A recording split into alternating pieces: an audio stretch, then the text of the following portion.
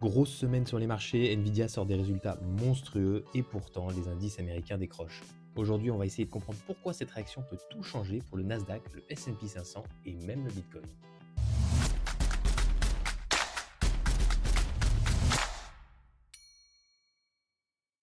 Allez, bienvenue sur la chaîne Analyse des marchés et on commence tout de suite, une fois n'est pas coutume, avec le Nasdaq 100. Regardez-moi cette semaine de dingue qu'on a vécue.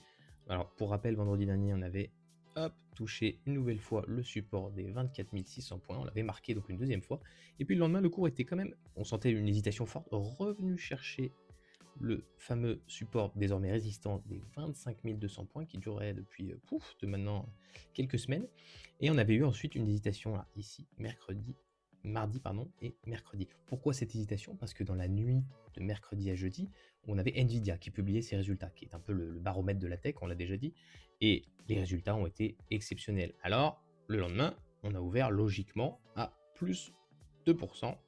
Et vous me direz, pourquoi donc on a une bougie des enfers qui est descendue aussi bas, à moins 2,48% de mémoire? C'est une volatilité énorme. Et bien tout simplement parce que le marché s'est rappelé que 1, les valorisations tech étaient très élevées, 2, on a eu les statistiques de l'emploi US qui sont pas si bonnes en parallèle, donc on a certes un taux d'emploi qui monte, mais un chômage qui monte aussi. Et je vous le rappelle, donc ça risque de retarder la baisse des taux de la part de la Fed américaine. Et évidemment, les entreprises tech, qui sont des entreprises qui investissent massivement, qui ont recours au crédit de manière très importante, c'est extrêmement dommageable pour elles d'avoir un retard sur la baisse des taux qui étaient auparavant enclenchés. En tout cas, ce qu'il y a de sûr, c'est que vous voyez que le canal haussier, lui, il est break pour de bon, ça c'est une certitude. Maintenant, est-ce que la semaine prochaine, on va consolider au niveau de ce support? Ça, c'est difficile à le dire. Ce qu'il y a de sûr, c'est que c'était très très intéressant de prendre une position par ici, c'est ce que j'ai fait personnellement, mais je pense qu'on a quand même, je dirais 50-50, des chances de descendre à nouveau sur le support du dessous, vers 23 000, on serait à moins 12% à peu près de baisse. On est toujours dans les valorisations moyennes d'une correction indicielle sur le Nasdaq, peut-être dans le haut du panier, mais ça reste acceptable. Donc voilà, peut-être faire un rachat ici, aux alentours des 23 000. La suite nous le dira. En hebdomadaire, on a toujours le joli support des 22 000 qui a été travaillé pendant de longues semaines. Est-ce qu'on arrivera jusqu'ici? Je ne pense pas. On se rapprocherait quand même des moins 15, moins 18%. Donc je rappelle qu'au-delà de moins 20%, on parle de crash généralement. Est-ce qu'on pourrait vivre un deuxième crash après celui d'avril, donc qui date d'il y a à peine 6 mois? Statistiquement, ça paraît quand même peu probable. Et vous remarquerez qu'on on s'éloigne nettement de la résistance hebdomadaire là, qui datait depuis mi-2023. Donc on est quand même bien parti après le break de ce canal aussi bleu là.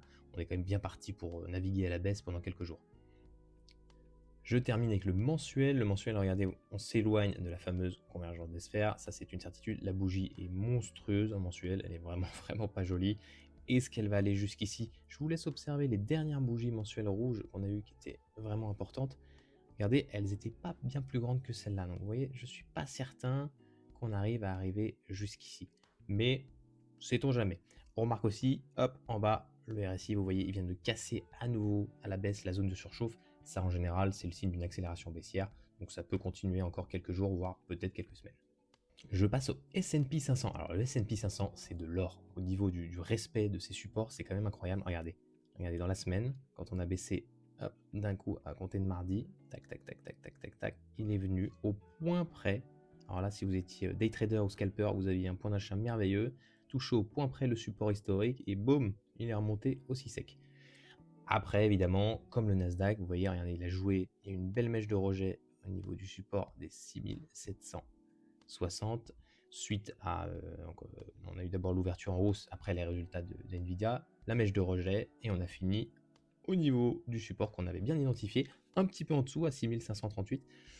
Bon, aujourd'hui, voilà, on est vendredi midi, on est à peu près par ici. Ça sent pas bon, ça sent quand même il y a un courant baissier clair. Est-ce qu'on va réussir en une journée à repasser fermement au-dessus? Moi, j'en doute. Pour la partie hebdomadaire, eh bien, un peu comme le Nasdaq, la probabilité qu'on arrive ici sur ce support vers la 6400, elle existe, c'est certain. Maintenant qu'on descende jusqu'au support hebdomadaire entre 6100, 6200, ça me paraît quand même difficile au niveau en termes de statistiques. Et la bougie mensuelle, alors ça, eh bien, regardez, hop, comme on l'avait dit, on était en surchauffe, puisque vous voyez, on était déjà au niveau du support hebdomadaire long terme qui datait quand même de, vous voyez, 2022. Regardez, ça n'a pas loupé, ça faisait 2 mois que ça surchauffait au-dessus. On le voit également au niveau du RSI pardon, en bas. Hop, qu'on vient d'ailleurs de recouper à la baisse au niveau, là, au niveau des 70. Bon, clairement, je ne vois pas à nouveau le S&P 500 repartir à la hausse, essayer de taper la résistance hebdomadaire en rouge, ça me paraît peu probable. Allez, on continue avec le Bitcoin. Alors le Bitcoin, regardez-moi ce drame. Regardez-moi là, on est sur une perte de plus de 25 000 $, 30 000 $ à peu près. Ça a été la dégringolade de A à Z. Il n'y a même pas eu un retour de test de l'ancien support, comme sur les indices américains. Ça a plongé direct. Et là, il y a une chose hyper intéressante. Regardez, vous voyez le canal, on la break. Donc vous avez un excès haussier qui est très bien matérialisé par la branche basse du RSI. Là, on vient de dépasser à la baisse les 30. Et vous avez quelque chose qui approche ici. Et ce quelque chose, c'est le support hebdomadaire des 76 000. Alors celui-là, si on le break, alors là, je donne pas cher de notre peau, on va descendre très très bas. En tout cas, pour l'instant, celui qui est intéressant, c'est celui-là. Je pense que pour un premier passage, si la bougie venait à faire une mèche jusqu'ici, ça peut être un super achat. Je ne suis pas personnellement acheteur actuellement sur le Bitcoin, mais si je devais le faire, c'est vraiment à cet endroit-là que je mettrais une petite piécette. D'autant plus que, regardez, en bas, en hebdomadaire, on va arriver à une zone de surchauffe. Il y a toutes les chances quand même que le Bitcoin, qui vient déjà de perdre quasiment un tiers de sa valeur, puisse rebondir à ce niveau-là. Et en mensuel, regardez-moi la bougie des enfers. c'est un peu comme les indices américains, sur les indices américains, mais en pire. Regardez, je ne suis pas certain. Regardez, quand on regarde les anciennes bougies mensuelles qui étaient fortement baissières, je ne suis même pas certain qu'on en ait déjà une aussi importante. Donc vous voyez, on se rapproche quand même dangereusement de la résistance hebdomadaire. On est en surchauffe à tous les niveaux. Je ne suis pas certain qu'on dépasse les 75 000 $.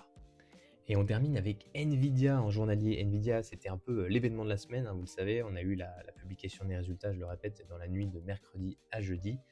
Et l'entreprise n'a pas déçu. Alors c'est quand même, on le rappelle, la première capitalisation du marché. Donc les résultats sont scrutés de près. Ça peut faire varier tous les indices de France et de Navarre dans tous les sens.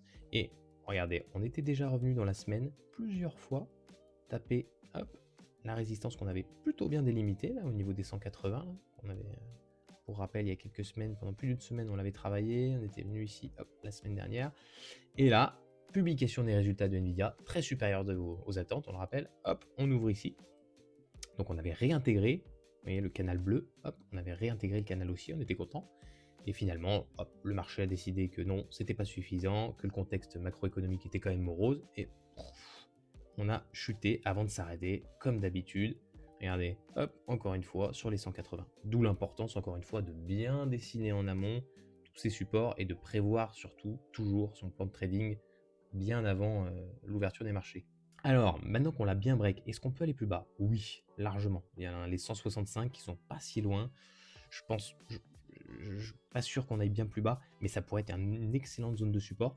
On peut aussi rebondir progressivement et repartir retester la branche basse du canal haussier. C'est une possibilité, mais actuellement, voilà, on le voit sur les indices US, le contexte est un peu morose, donc on a quand même plus de chances de partir plutôt à la baisse. En hebdomadaire, et bien regardez, encore une fois, la résistance des 150 qui serait notre bouée de sauvetage en cas de break du support des 165. Est-ce qu'on peut y arriver? Peut-être, ça me paraît un petit peu bas, mais par contre, voilà, si c'est cassé à son tour, alors là, c'est Dieu nous garde. Je pense qu'on peut redescendre très très très très bas. Je doute qu'on arrive jusqu'ici. Je pense que le bon support à avoir en tête, c'est celui-là. Et surtout, regardez, encore une fois, on y revient. On avait une divergence haussière. Vous aviez les sommets qui montaient, hein, qui étaient de plus en plus hauts.